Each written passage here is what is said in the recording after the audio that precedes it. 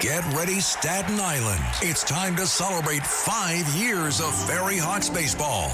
The Ferry Hawks are back at SIUH Community Park this week against the Hagerstown Flying Boxcars. A 5-game series starting Wednesday with first pitch at 6:30. Thursday at 4 p.m., it's Jewish Heritage Night. Friday at 7 p.m., it's Soccer Night and Kids Glow Around the Bases postgame. Saturday at 6:30, it's Broadway Night with postgame fireworks and Broadway Rave. Sunday at 1:30, it's Military Appreciation Day and the kids run around the bases. Visit ferryhawks.com now to lock in your seats. Michael Rapaport is a genius. By the way, Katsimatidis did a great job. I got to say that, right? In Marty Supreme, he did a great job. But Michael has made a career of this, one of the real great actors, and he's hysterical as a stand-up comic, and he makes a great documentary. And later on tonight, I'm going to be at the Tribeca Film Festival, which I never go to because it's De Niro and all these liberal retards. But Michael's made a doc. I can't wait to see it. So I'm going to see Michael tonight. He's also a diehard Knicks fan, and looks like he really is going to run for mayor. Here he is, my friend Mike Rapaport. Michael, good morning, buddy. How are you? I'm feeling good, Sid. I am not disappointed by the loss last night. I wanted the Knicks to win, but it's a championship. I don't know. We all got crazy, sweep them, blow them, beat them, stuff them back to San Antonio, but these are champions, and the other games were close.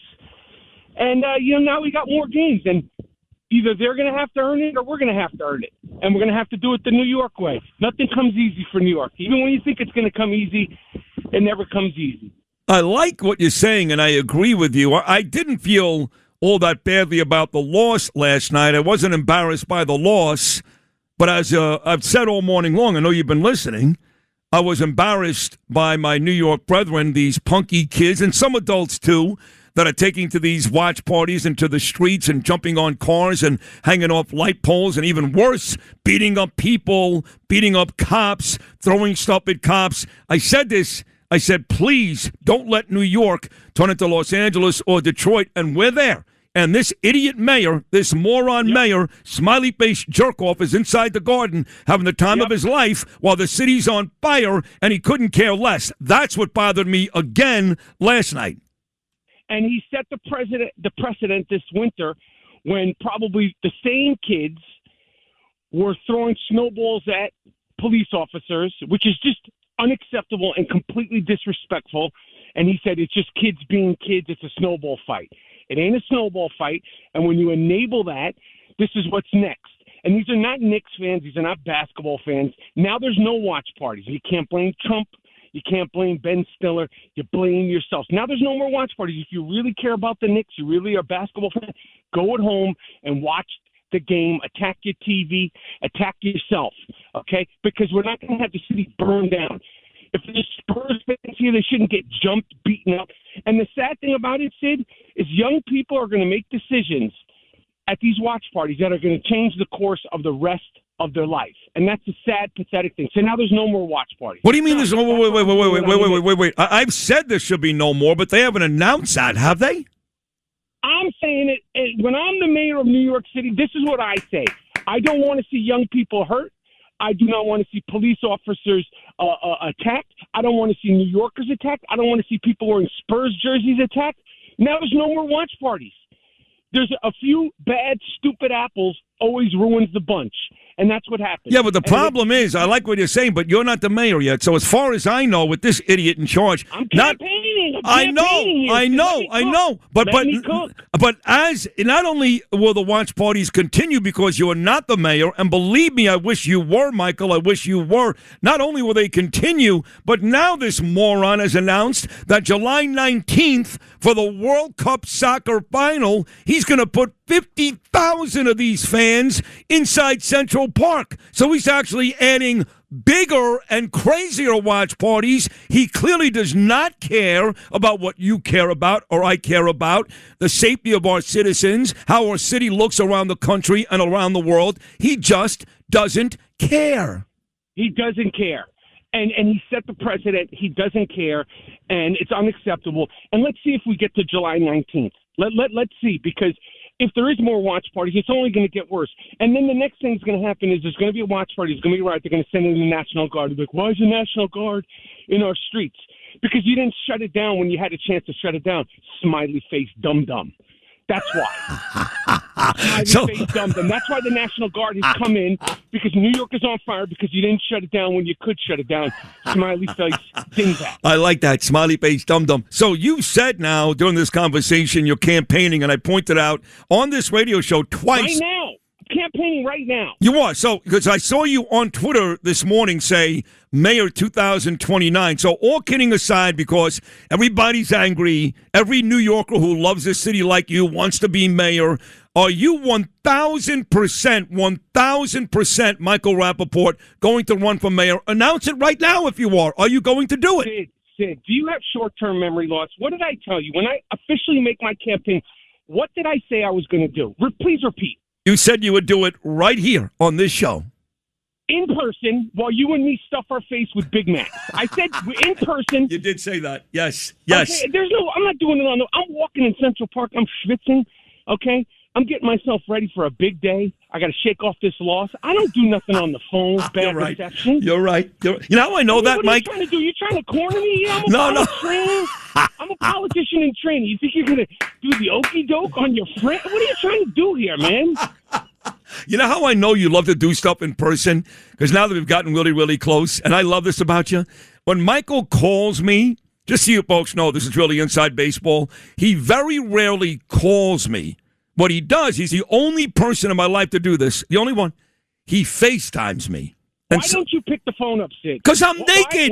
Because I'm naked. I'm naked, Mike. I'm at home naked. You think I'm clothed when I'm FaceTiming my brother? I have on pants or shorts, but I know you're always out in the sun. You're sunning. Right. Who cares? I look at you like a brother. I FaceTime you. Who cares? If I didn't feel comfortable with you, felt like I'm in a suit and tie to FaceTime my pal Sid Rosenberg. What do you got to get dressed up? What do you have? I got to put on my outfit for tea to FaceTime you. You are the best.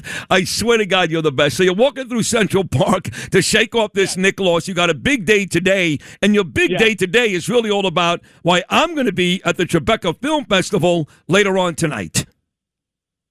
Yes, the screening of my film, Am I Canceled Yet?, which I'm very, very proud of, which really follows my journey and, my wife's journey and, post October 7th and the everything I learned, everything I discovered about myself, everything I discovered about anti-Semitism in this city and in the world. And it's funny. Somehow, some way we made it funny. It's very, very, very emotional. And I think it's very inspiring. And I think a lot of people, Jew or non-Jews, will relate to it because it's a sort of a time capsule for some of the things that have smacked us across the face in the last 2.5 years. I'm very proud of it. It's very personal. It's very honest. And like I said, there's a few good laughs in there. So I'm looking forward to you seeing it. And then obviously I'll also come in there, but I'm not going to have a Big Mac. I'll maybe have a blueberry muffin to announce when everybody could see it worldwide and beyond. I think you really should. All kidding aside, because I talk about it, but the truth is, I'm not going to do it. But I need somebody like you to do it. I mean, here you are. You could live anywhere in the world. You lived in Los Angeles for many years, but you came back here because you love this city. You're walking in Central Park this morning. People tell me all the time they can walk on the Upper East Side. They see Rap out there having a Starbucks coffee. You're nice to them. You talk to them. And you know what? Anti-Semitism is such a huge issue, and you really care. That's why this doc is going to be so good tonight. Have you thought about, seriously, Mike, have you started to think about some things you would do if you were the mayor of this city to help some of these issues?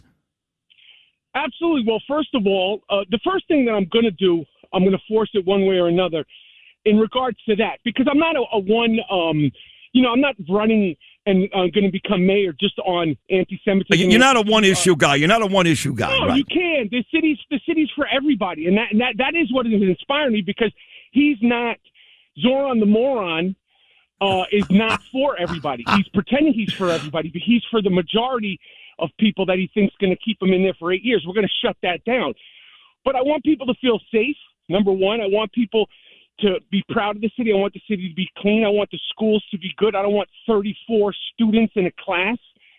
There's no way you're going to learn with 34 students in class. I want the FDR Drive finally to be a smooth ride uptown and downtown. When was the last time you were on the FDR Drive, Sid? I take it every morning, just so you know. So my driver, Gene, drives me and Lou in from Rockaway to the city every day. We got a driver. It's 4 o'clock in the morning. The trains aren't operating. I get it. And I got to tell you, we hop on the FDR off the Brooklyn Bridge, okay? And we get up at exit 9, which is 42nd Street. And I'm being serious when I tell you that at least 2 or 3 times every morning, me and Lou in the back seat, our heads hit the ceiling of the car because of horrible road conditions every day. It's like you don't need to go to great events. You don't need to go to your local roller coaster. Go up and down the FDR Drive. If you want to thrill, you want to get scared, go up and down the FDR Drive. I don't care if you're going fast. I don't care if there's traffic. That place is unacceptable. It's been for 30 years. So, listen, I'm going to be realistic. I'm going to make mistakes. I'm going to learn. I'm going to acknowledge when I can't get things done, but I am going to do every single thing I can to make New York City the best city in the world, and not just in a cliche, and not just in a quotations. Is your wife okay with this? Because Danielle's not with me. Your beautiful wife, is she cool with it? Absolutely not. No. She's not cool with. She's not cool with a lot of the things I do, but she supports me. She totally understands why I will become mayor. She totally understands why I want to become mayor. But my wife is a very, very private, simple, lovely, normal person, relatively speaking. Like if you FaceTime my wife, unlike me, unlike you, she's going to be clothed fully time, all the time. She's not animal like you are, like I am. But that's what we need. We need a balance. Imagine if I had a wife that was crazier than me. Oh God, no.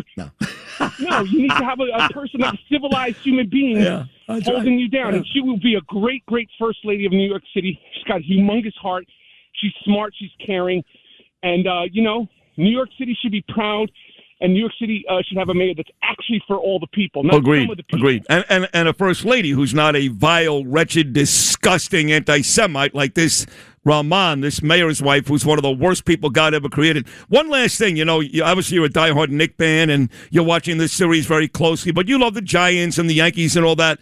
Like me, I'm not a big soccer guy, but anytime the United States gets involved, whether it's, I'm a big hockey guy, I love the Rangers, but whether it's Olympic hockey or soccer, if the United States are playing, I get very into the event. So the World Cup for me is going to matter because I want to see the United States prevail. Do you care about this soccer tournament?